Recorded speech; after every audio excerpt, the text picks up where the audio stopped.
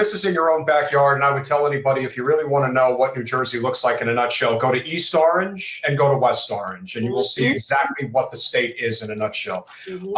I have said from the time that you were on the show a few months back, you are the next Cori Bush.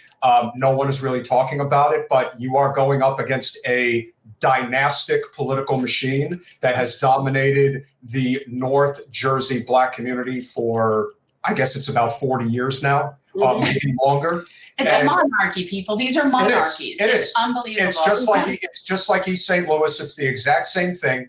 And I am willing to bet, Imani, that you have probably met at this point probably thousands of people that have never had their door knocked on before, have never been approached, have never said, oh, what are you doing here?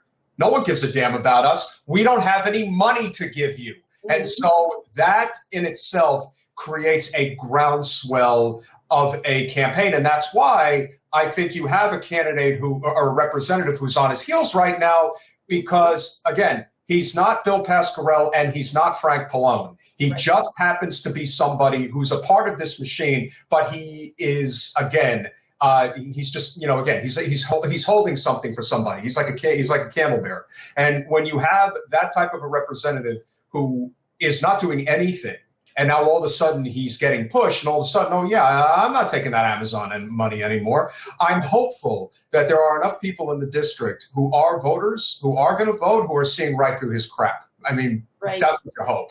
Yeah. No, I have actually knocked on quite a few doors where people say, no one's ever knocked on my door before, so I'm voting for you just because of that. Like, I don't even get to a policy aspect. I don't get to talking anything politics-wise. They're like, you know what? You took out the time to knock on my door. I'm actually going to vote for you because no one else has ever done that before. Yeah. So I'm actually there. It's absolutely true. And to be clear, though, my opponent is still taking Amazon money. He's just performing that, bad Amazon, you shouldn't do the bad things that you're doing in an op-ed. But he's still taking their money and still using it to crush the actual pro-labor candidate. Yeah, I'm not surprised by anything that they do at this point. I mean, it's like nothing. These are very small people. These are very small people. They're not, and there's a lot of insecurity there. But he knows he's not serving. Oh, yeah. He knows that he's not out there. I mean, basically living public service. We did a campaign. We did a service-based campaign for 18 months. We did community service. We would knock on doors and say, how can we help you? What's going on with you? And, these people would look at us like I was from outer space. Mm-hmm. Like no one's ever taken the time. These people are used to somebody who shows up at their community center with a big check and a photo op for 15 minutes on MLK Day. Like our representative just did very recently. Sorry to say, not that that's not an important recognition, but you know what I'm saying. No, I 100% know what you're saying. I mean, it's these very few and far between opportunities that they take for a photo op. Oh, look how much I'm doing for you. Look how much I care about you.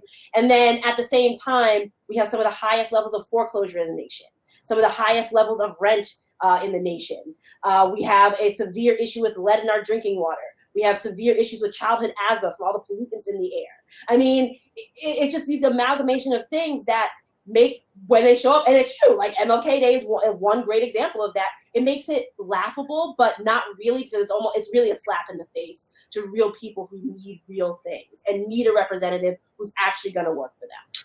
Imani, you bring up a really great point. The intersection of your district runs along the Garden State Parkway 280 and the Jersey Turnpike. And all of these places, as everybody always likes to point out, are right by Newark Airport, where you have all of the sulfur plants, all these carbon emissions that have been destroying the New Jersey atmosphere for 60, 70 years at this point.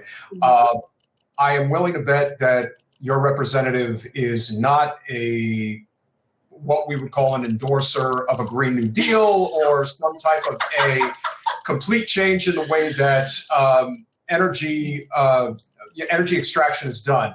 For anyone who knows New Jersey knows that it's just sort of this cliche that if you get off if you're on the turnpike going south from the airport, you are going to cross some of the nastiest smells you've ever experienced. And your attitude is, I want to get as far away from this as I possibly can, as fast as I can. Well, how does that feel for the hundreds of thousands of people, and yes, it's that many, that happen to live in the surrounding area, and it's been like that for a long time? Has that been a key topic of discussion as you've been on the campaign trail? Oh, definitely. He has not signed on to a Green New Deal, and environment is a huge issue on this campaign. I mean, and even in the suburbs, I mean, we have those pollutants in the more urban areas, but also what the suburban areas are seeing is increased flooding as well due to climate change. So it's also damaging their homes as well. So environment is really huge for the entire district, whether you're in a more urban or suburban area. And again, we have a congressman who will not sign on to a Green New Deal because he's your typical fall in line corporate establishment Democrat who is like, no, I'm not going to sign on to a Green New Deal because I don't like AOC. Meanwhile, his, people are getting their basements flooded in his district and dying from asthma. So, he is not a green champion at all, and he's really not a champion of anything, really. He just kind of does what he's told, goes where he's told, collective check, and that's when he decides to show up, because he also has one of the lowest attendance rates out of all members of Congress. So this little bit that he's even doing is when he decides to show up. Imani, can you explain that? Because we hear this a lot. I mean, it's like we unfortunately had to deal.